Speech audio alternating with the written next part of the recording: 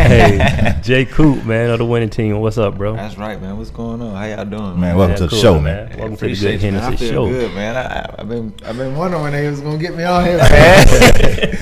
Hey, it was only a matter of time, man. We want to make sure that it was, the right timing. You got the project dropping, so For sure. want to make sure that it made sense. You know what I'm saying? Yeah, Right. absolutely. So we just got into that Iceberg Slim video. I think that was like one of the first singles you dropped from the project. It right? was, man. Yeah. It was. Man, I didn't know what I was doing at the time. I was. I know I recorded the song, and it was like, damn, it's tight, man. I wanted to do something, so I put it out, shot a video, and man, it just kicked it off, man. You know what I mean? Yeah, definitely, man. It's the record.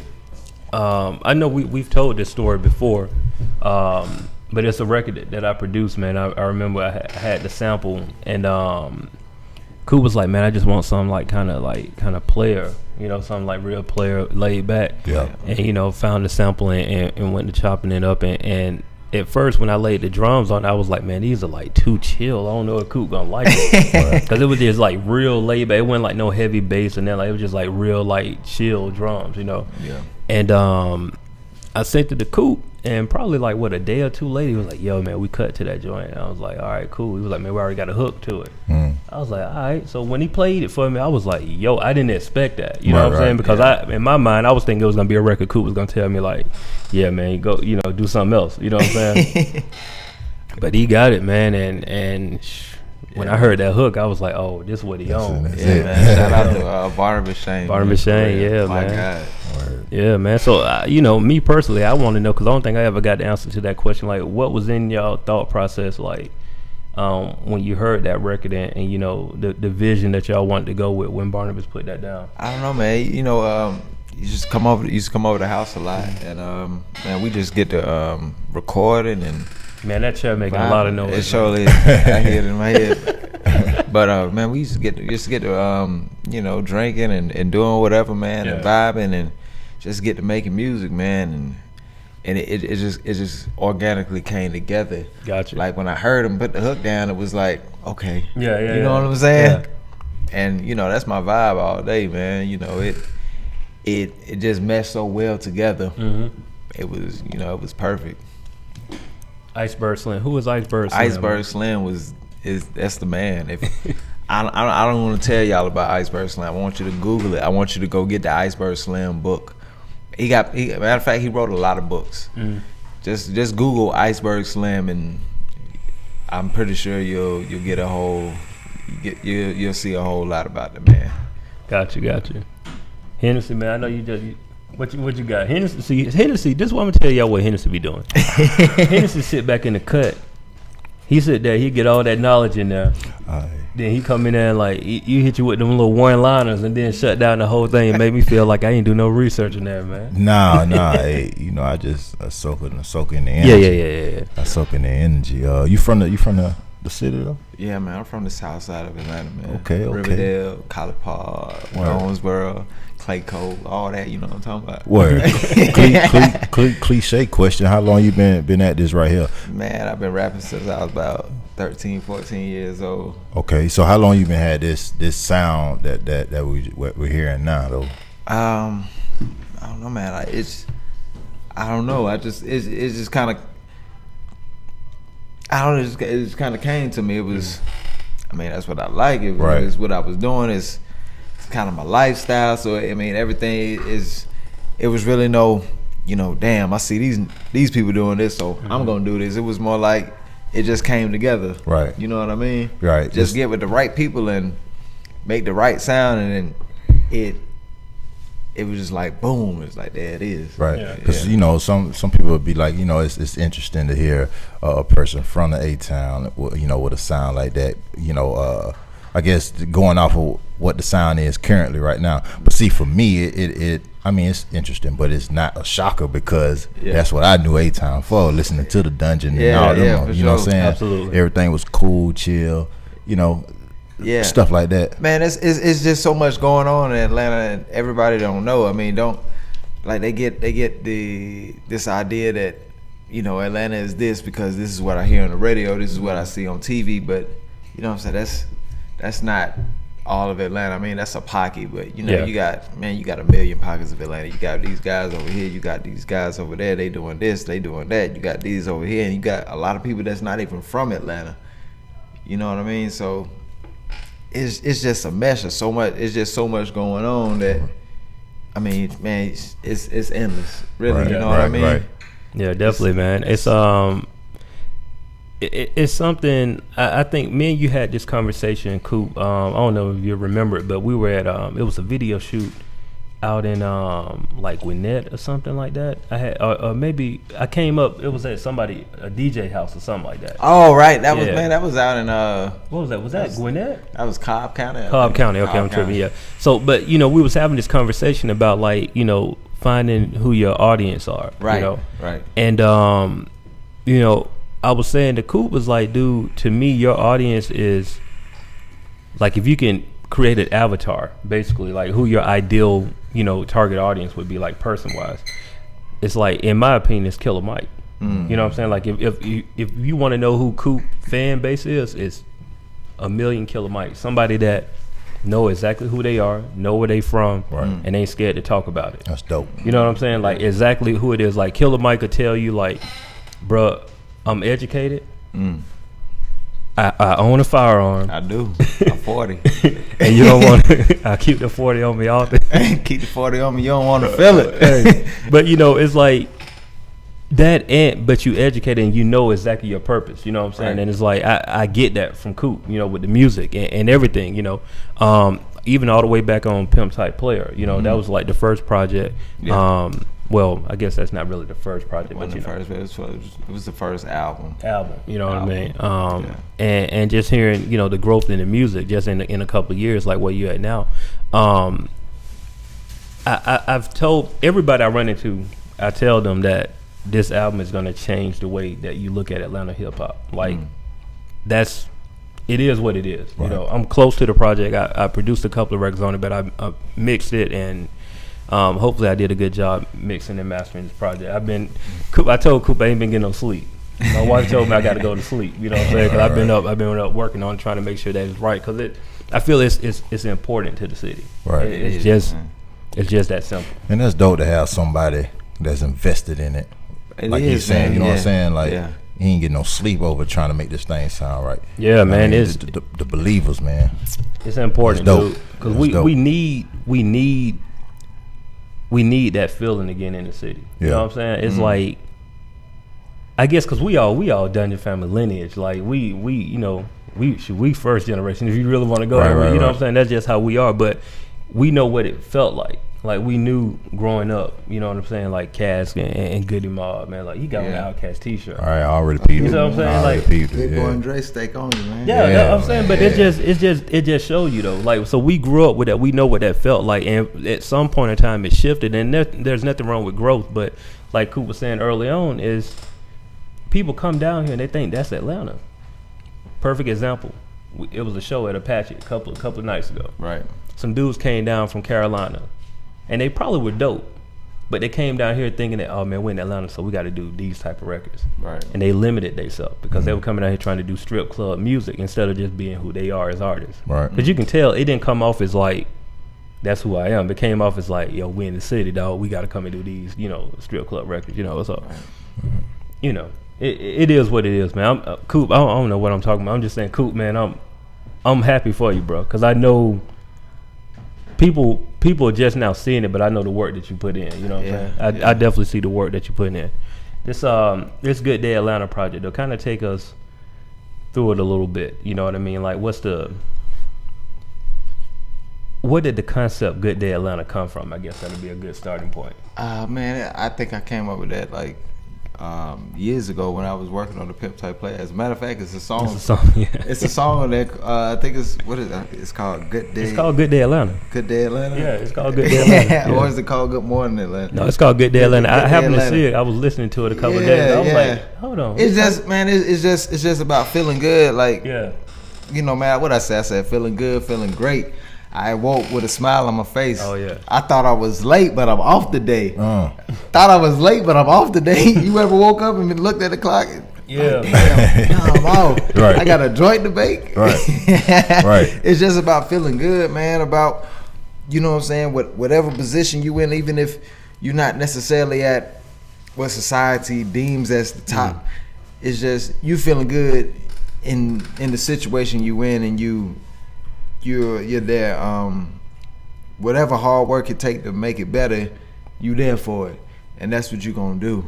And it's just, man, I just want to give people something to make them feel good. Like, man, you know, I know we all got 9 to 5s, we got jobs, but you know, you don't have to go to work with an attitude like, damn, I hate this, man. Right, you know, at least you got a job. Right. It's a lot of people out there on the street who would kill.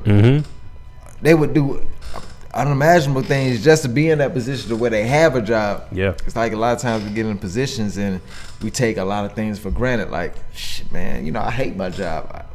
I hate it from the bottom of my heart, but I'm glad for it because, you know, it's a means of, it's like gas to the car. Yeah. You know, the car is the dream, and the money I receive from that job that's the gas, man. And, you know, without it, I wouldn't be able to do what I need to do. I mean, you know, I damn sure don't plan to be there forever, but for now, it's doing what it needs to do. You know what I mean? So, just, you know, you gotta appreciate what you have. You gotta learn to take the good with the bad and look at it from, I think everything is perspective. From wherever you look at it, you turn it into what you wanted to turn it to. Like, you know, you look at it bad, then, you know, it's gonna be bad. But if you look at it like, well, at least I got this, and then at least I got that, then, you know, you good. I mean, man, we rich, man. Every day you wake up, you rich. Yeah, you know what man. I'm saying? Even if you're on a ramen noodle diet, you rich. Right. Every day. And that's real, man. Every day, man. Told you, man. Coop something like he about like you, Hennessy. He be Yeah. saying them thoughts, man. Yeah, man, I feel him. I feel him on that.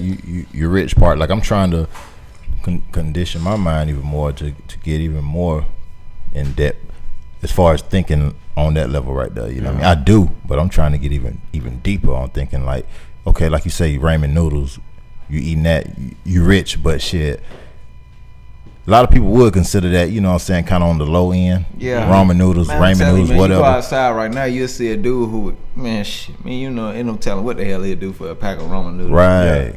Right. And just talking to these people, sometimes it amazes me to see that they have a smile on their face. You know, they be out there dancing. Yeah. Like, I was at a show, I performed that last week, the Pull Up.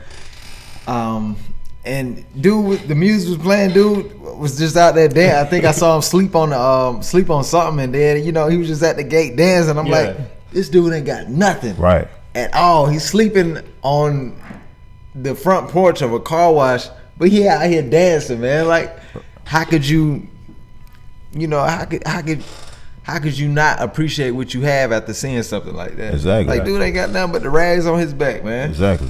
Nothing. I was talking to a homeboy of mine the other night, and you know, I mean, he going through his little tough times or whatever, you know, and I'm trying to keep him on that same road, like, you know, at least be thankful. I mean, he went through some shit, but shit, we all go through Exactly. some things, you know what I mean? But just be thankful that you got through it. Got through it. Exactly. You know Yeah. what I mean? It just You makes you eat stronger, ramen man. noodles, but damn, you eating ramen noodles in your apartment. In your, Man, that's what I was gonna say. In your apartment. You know, hamburger helper, man. Right. It don't matter. You eating. drove Right. to You get the eating. ramen noodles. Right. You know what I mean? Yeah. Being over there in Bahamas last week, I took a tour of NASA, and he took us to, we had to stun it on him real quick. You know? Yeah, I told you, Hollywood Hennessy. Stun it on him real quick, you know what I'm saying? All that blue water over there. But no, they showed me, I took a little 2.5 hour tour, and they took us to, you know, the resorts and all that stuff. Yeah. But then we also went to the other side to see how the natives, as they call them, live. And man, Rude awakening, right? boy, I'm talking about like every day, like Yeah. they really got to get up and make it happen. They got to, or they man. ain't gonna eat. They Yeah. got. Like, it's real over It there. changed You know what I mean? perspectives, So man. that really put me in check a little bit more. You know what I Yeah. mean? So yeah, I definitely feel where you come Exactly, from. man. I've been in goddamn Afghanistan. Like, man, I done seen dudes. They be so happy to get this bullshit little job on the base. And it's like, man, if you see the conditions over there, it's crazy. Right. And, you know, a lot of people, they don't get that. Right. You know.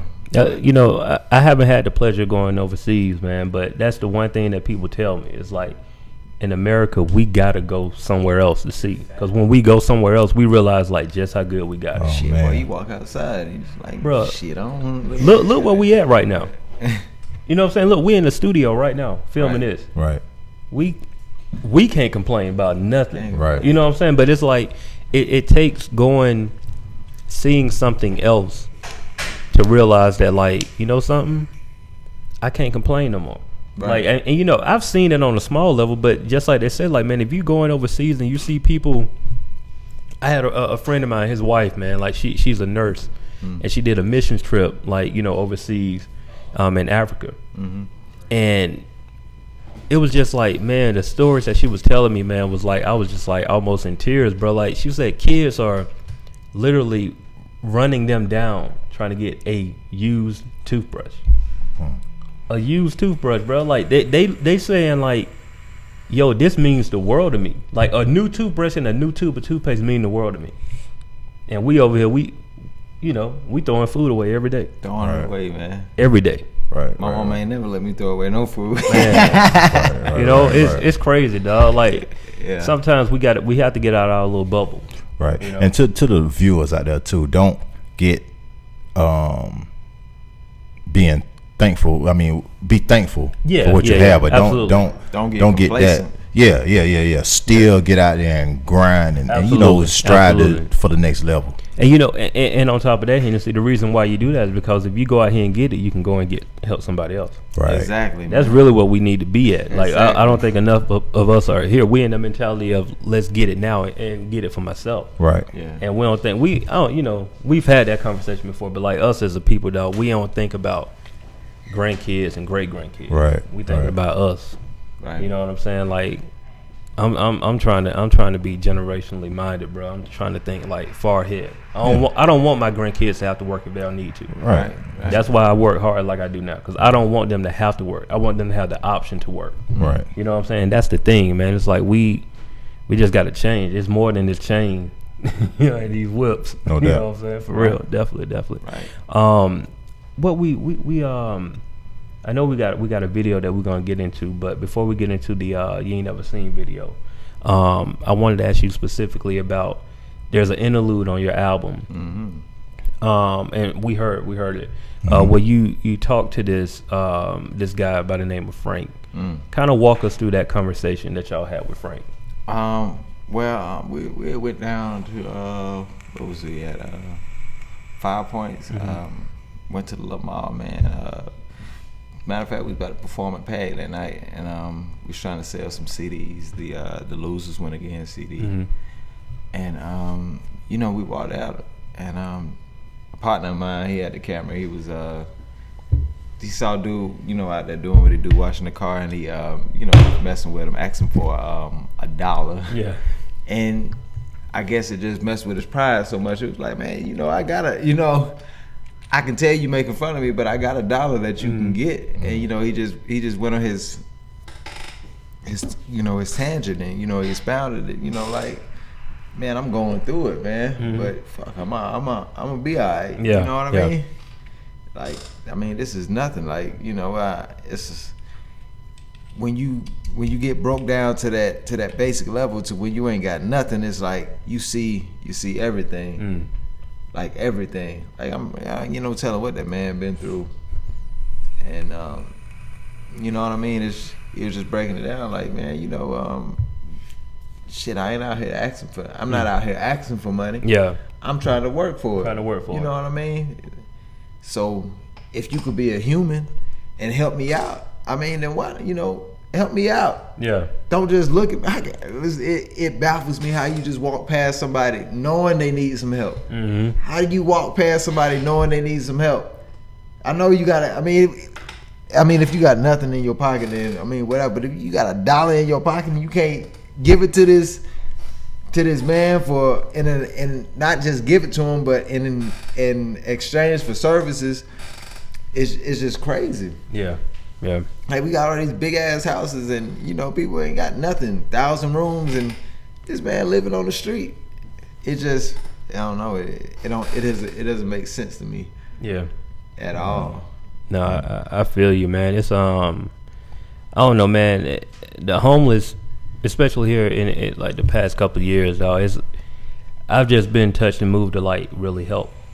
Like, man, I give, man, if I'm ever out and, you know, I see somebody who need it, I give it to them, man. It's nothing. It's just, man, it's money. You know, I got it. You know, I get it. You know, it comes and it goes. You know, I'm gonna get it back. You know, it's just paper, man. At the end of the day, it's just a green piece of paper. I mean, it's bullshit. You know, it's nothing. You know, I mean, whatever you want to do with it. Like, I hear a lot of people say, I'm not gonna give him no money because he's gonna go buy drugs or he's gonna buy alcohol. And it's like, man, I mean, shit. This dude is living on the street. You don't know what the hell he's going through. You might need that. You might need that drink. Right. You might. I mean, you in the house drinking wine or whatever you drink. Yeah. You might need that drink to make him. You know what I mean? Shit. Ain't no telling. I ain't never lived on the street. Mm-hmm. I mean, I done had my situation, but I ain't never had to live on the street. Yeah. So ain't no telling what's going on in his head. I mean, you think about somebody busting you over the head or whatever the hell. I mean, you sleep it outside. So I mean, you might need that little drink to calm your mind and ease your nerves. So don't, you know, be such like my man Frank said, up on that high horse. Huh?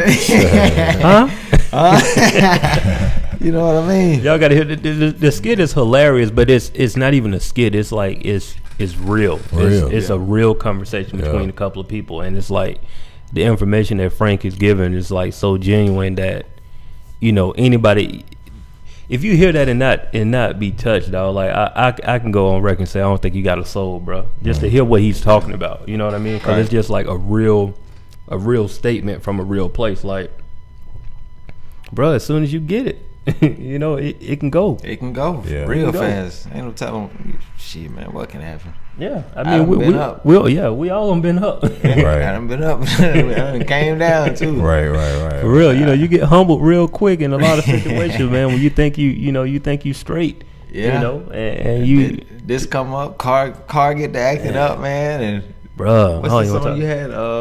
What's that? In the winter, is it about winter in the Lex, man? You know what I mean, Lex still ain't got no heat, man. Hey. Yeah, but that do blow cold. Oh yeah. I believe that. Hey, winter in the Lex, man. Hey, we still got that 200,000 miles on the Lex. Hey man, that thing coming. It coming. Bro, I was playing some records, and I was like, man, me and Hanson sitting on the little gym right here, man. How many records? We got like 3 or 4 records. Yeah. 2 more, man. That's it. You'll get 2 more. That's all we need. 2 more. It's so relatable. You know what I mean? It's so relatable. Such as I feel, I haven't heard, you know, much of his, but definitely gon' peep. You know what I mean? But I can already tell, you know. Yeah. Just from your posture.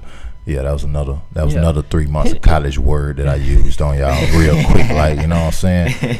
I can tell you're genuine, man. You're genuine. Like I say, he speak highly of you, so I already know what time it is, man. You know what I mean? Good was sleeping on me though, man. At first. Oh yeah. What? Okay. Tell me about it. So you gonna put it out there? We'll go ahead and we'll talk about it. We'll do it because we got a little extra time. So we'll tell this story and after this story, we got to go to a break. Let's do it. But look.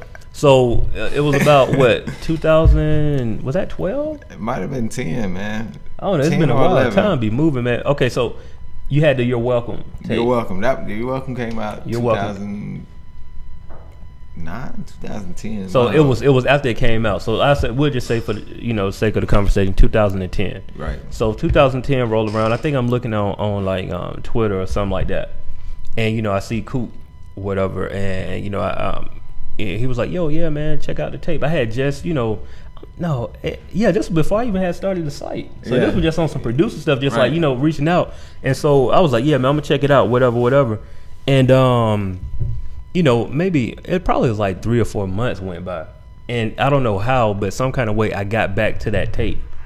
And I listened to it, and I like straight up like hit him up on Twitter. Was like, yo, I apologize. He did, man, because at first he said something. I was like, who is this? Like, who is this dude? And what he talking about? But then he came back and was like, you know what? This all right. You know what I mean? Yeah. Like straight up, I had to apologize because I was like, yo, I don't know, man. During that time, bro, I was like so music industry'd out. You know what I'm saying? I was at that point where the placements weren't coming in, and I was like, I don't know if I want to produce anymore. I'm trying to figure out this other stuff. And for whatever reason, I just didn't really listen to it like I should have. Right. And once I did, I was like, yo, Honestly, man, Coop probably was one of those people that helped save my production. Because I heard the project and I was like, yo, I got to work with him. And I just so happened to get in while he was working on Pimp Type Player, like early stage of Pimp Type Player. And, man, I think me and Introspective Mind, we ended up producing the whole project. Like we did, yeah, man. Steve, man. I don't want to talk about that. Them dudes, that man, like hands down. If y'all don't know who Introspective Mind is, I'm just gonna tell y'all, like, when it comes to sampling, some of the best to ever do it. And I'll put them with anybody. Like, dog, the way they chop samples, dog, is phenomenal. Like, it's one record off of Coop. No, I think it's the Writer's Block. Yeah, I don't know the way they chop that sample, bro. It gets me every time I hear it. I just gotta be like, yeah, cut it off, right? Because it just I get frustrated. I be like, I can't do that. You know what I'm saying? It's like they are dope. But yeah, man, we came together and we did Pimp Type Player, and to me, it's a classic project. Remember, matter of fact, Hennessy, I think I played it for you, because I told you about, man, I'm gonna tell you about this dude Coop, and it was like, man, he going to the military. And I was like, I don't know what he doing, man. I told Henderson, I was like, man, I don't know what he doing, man. I know he got to take care of his family, man. But he was like, man, he done with the rap. And I played for him. It was like, yeah, man, I don't know what he doing either, man. For some reason, I kind of remember that conversation of somebody going to the military. Going to the military, that's what it was. And I was just like, boy, man. I was messed up, boy. Boy, I didn't know what to do at the time. You went, though, right? Yeah, I went. Went and went overseas, and shit, well, I'm back, man. How long you stayed in active? Nah, I wasn't ever active. I did, a little part-time thing. Came home, went overseas, and shit, man. Living somewhere else, and then I got back to Atlanta, and I got right back on it. Right. Like right back. I was almost done, but I was like, shit, man. I got to doing some other stuff, but I can't do this shit. Right. I can't do it. Right. I tried. Yeah. I tried, man. I tried.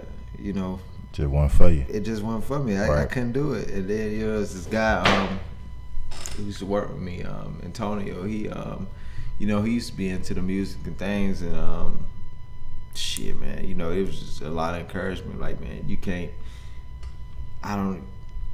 stop. You know what I mean? It was still in me, man. I got to, ripping and running, writing. I was talking about management. Shit, man. I said I gotta get back. I had to get back. I had to get back on it. Right. I was dying without it. Like I was dying. Yeah. But man, like I said, shit, man. I got back. Bought me a whole new studio from Guitar Center. And I got to work, man. I got to work. Got to work. That's real, man. But look, we're going to go into this video, man. You ain't never seen. That's also off the project. You ain't never seen a nigga with all this money. And who all in this right here? We got my man Barnabas Shane. We got my boy Truth. Shit, man. I think we did this almost a year ago. I got the beat from my boy Dean. Shout out to Dean out there in California doing his thing, man. He sent me the beat. And this is doing like my reintroduction, so I kind of had to take a little time with the record to write it. But my boy Smokey DB, he came up with the hook. I laid the verses. Barnabas Shane, he did the hook, and it came out crazy, man. I wanted to try something a little different from what I was doing. I know I was in my head. I was going in the Good Day Atlanta project, and it was. It's like, okay, well, let's set this thing off one time, man. Let me show them that I can flow better than a lot of dudes. I'm not the bragging and boasting type, but it's, you know what I mean. Talk about it. I had to show them. That I could I could flow. You know what I mean, and show them that. You know what I'm saying. That at the same time, you gonna vibe with it. You gonna bop with it. You know what I mean. So. I mean, that's how it came together. My boy, my partner, Bib Jalil, he shot the video. He shoot damn near all my videos. As a matter of fact, this dude I grew up with, met Bib when I was about 11, 12 years old. And we've been rocking strong ever since, man. And, just staying tight. And, shit, I mean, it's a winning team thing, man. Real close family knit. So I mean, everybody you see around me, that's family. You know what I mean? It ain't like I just be collabing with dudes who just because, you know what I mean. That's family. You know what I mean? So shout out to Bib, Smokey, Truth, and Barnabas Shane, and you know, shit, everybody I met during the video shoot. I know some girl, we was up on a rooftop, and she was like, "Can I be in the video?" I mean, she had a short little clip where she was doing a little thing, and you know, I mean, it was real cool, fun day, man. I actually shot some of that video. Barnabas Shane shot some of that video. Bibb shot it, he edited, and I mean, that thing just going off, man. July 1st, good day, Atlanta, man. There you go. That's what I'm talking about. Play the video, man. Play the video. Let's get to it. That's right. You ain't never seen